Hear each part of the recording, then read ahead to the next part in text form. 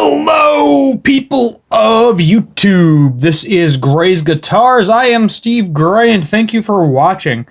The pickings on guitar news are a little slim today.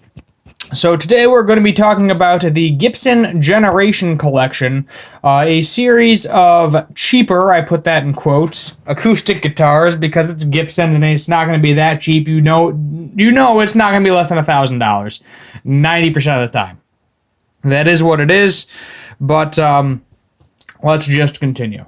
So we're just going to read off this article for you, so that way you don't have to read it yourself. So just sit back and enjoy the ride. I'll put a little bit of sound demo in it. We'll pull up the guitars on Sweetwater to take a look at the pricing, specs, all that good stuff. So Bozeman built range features thinner bodies, extra comfy necks, and an innovative player port side sound hole for sonically expansive playing experience. Earlier this year, Gibson announced the expansion of its famed acoustic factory in Bozeman, Montana, in response to increased demand for new guitars. But in addition to more acoustics coming out of the Bozeman facility, we also see a spectacular new design. Gibson recently introduced the Nathan Radcliffe LG2 Western, a signature model built in conjunction with the genre-blending signature songwriter. Now the legendary brand has unveiled a genuinely innovative line of acoustics, the Gibson Generation Collection. The Generation Collection brings something new to our acoustic guitars while staying connected to all the techniques, philosophies that make the original so great. Models offer artists and players of all levels an excitingly new playing experience with the reliability, performance, and iconic design you expect from Gibson. Comprised of four models: the parlor size G00, the round shoulder G45, the cutaway G Rider EC, and the cutaway jumbo G200 EC. The Generation Collection offers up a fresh and unique playing and listening experience with thinner bodies, flatter than standard neck radii, and a revolutionary design move, the addition of the Gibson player port. So this goes back to, it looks like Gibson had back in the day, based on this sketch, Gibson had a sound hole on the side of the guitar, but the thing is, the reason it was on the side was because they didn't have one on the top. They moved it to the top, so they stopped putting it on the side. So whether or not that makes it better or worse, who knows? That is up for you, the player, to decide. An original Gibson concept from the early 60s, the player port, which projects sound towards the player via a side-mounted sound hole on the body, upper curve, allows musicians to hear the guitar the same way the audience hears it. The original player port has been refined by Gibson's team of acoustic luthiers to add a new dimension to every player's sound. It's like having my own little built-in mirror. It gives me the opportunity to hear my sound front and center, just like the audience does. Lane isn't the only artist currently using the new Generation acoustics. Contemporary pop song singer, who I don't know who that is, performs under the something sociopath Scary Pool Party, has been playing a G200 like Lane, points to the Gibson player port as a standout feature. I think it's the main thing that attracts me to the guitar, he says. The player port puts you in the space where you can hear yourself really precisely and clearly. It makes more immersed instrument and actually makes me want to practice more as well. So, I mean, these are all famous people that got hired to say it for publicity reasons, something you might want to keep in mind before purchasing one of these things. According to the genre blending singer and finger picking, Asmus Kai, I'm probably butchering that name, and player ports allow her to truly hear her own playing like never before. Started playing acoustic when I was 13. Sound hole facing away from you, who has been playing a G45, so you get used to the sound not coming directly to your ear, but kind of going away from you. The only time you ever really hear anything, all dynamics, is if you're monitoring through an audio interface with headphones or something like that. So be able to play an acoustic and have the sound come directly at me from the player port without having to plug in is really remarkable. While professional artists in a variety of genres have gravitated towards the Generation Collection, the acoustics are designed and first and foremost with everyday enthusiasts in mind. They are highly affordable, supremely comfortable models, handmade in Bozeman for a new generation of players. And we'll just take a look at a few of the pictures here. Some very streaky ebony. They're definitely trying to make this more budget friendly. because if they were trying to make it higher end, that ebony would be solid black.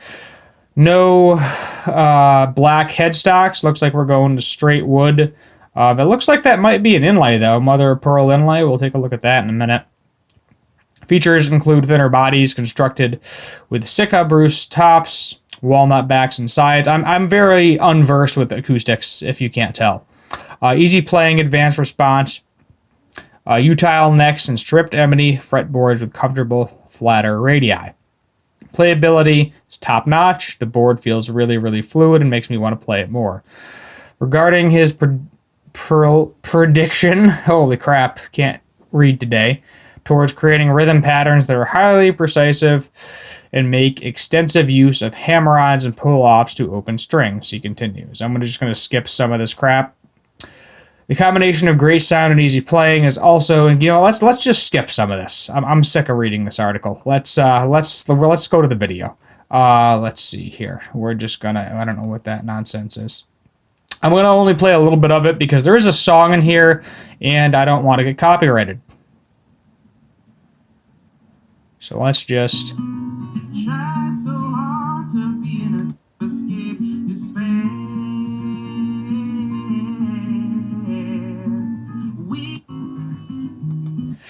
Now, my initial thought, like some of you, is probably, oh, I bet Gibson had a bunch of bodies that had a hole in the side of it, hence right there, that they were just looking to do something with.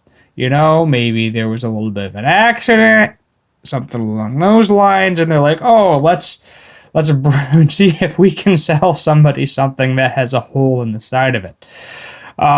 I don't like this. I maybe this is just a personal preference. I don't like the way this looks. I guess it's kind of like the gem with the monkey handle to a certain extent. You can just kind of grab it from that hole, but I don't think it's going to be as resonant because now instead of the sound all coming out of one hole, you have this other hole on the side. So no matter if the wood is good quality, which, knowing Gibson, typically the wood is good quality, I don't know. I just don't see this catching on.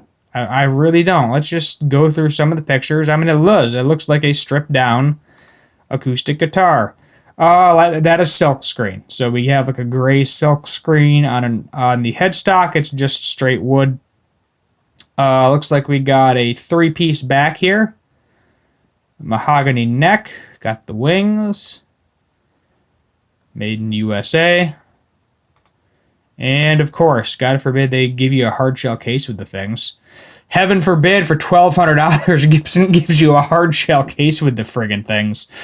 But if you got $1,200, why not? It's gonna be a decent acoustic. It may not be the best sounding acoustic in the world. You pay a little bit more money. Looks like you get some fancy markers here. This one's got a little bit less streaky ebony board.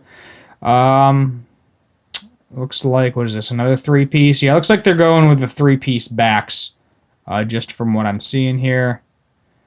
Got the sticker inside there. Yeah, they're all coming. Looks like they all come with a gig bag. So, I guess at least they give you a gig bag in retrospect. Here is actually the cheapest model. This is the parlor guitar. And, it just, I don't know.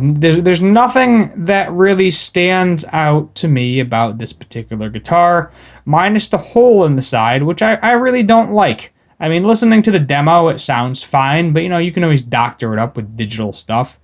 I wish they didn't do single cuts. I've never been a massive fan of single cut acoustics. I just don't like the way they look. I feel like if you look at an acoustic, there shouldn't be a cut on it. That's just my personal preference. Like this is, when I think of an acoustic guitar, this is what I think of right here. This shape, because there's a freaking hole in the side. The old guys don't want these either because they're a little bit different. And it is what it is. Do these come at least with like a pickup or something in them? So nitrocellulose, Stidka spruce, walnut, X bracing. Neck wood is actually utile. It's not even mahogany. That's kind of annoying. Utile wood. Let's see what that is. It's a type of mahogany. So Gibson's cheaping out on the mahogany now, so that's nice.